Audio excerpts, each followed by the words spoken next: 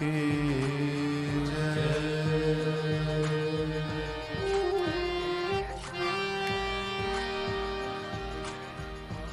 श्री सीतानाथ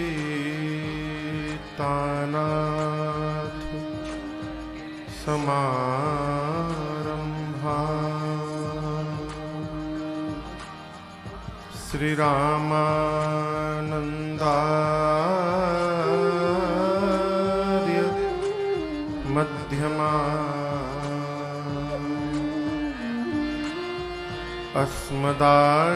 अस्मदाचार्य पर्यन्ता वन्दे श्री गुरु परंपरा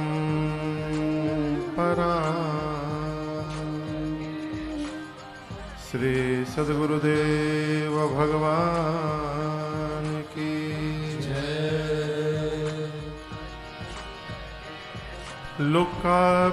लोकाभिरामं रणरङ्गधीरं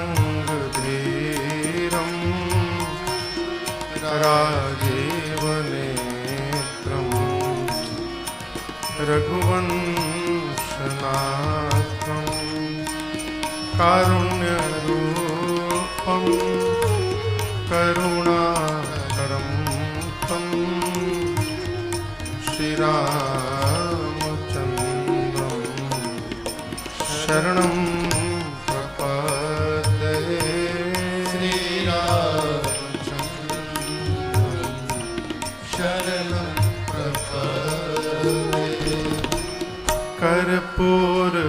कर्पूरगौरं करुणावतारं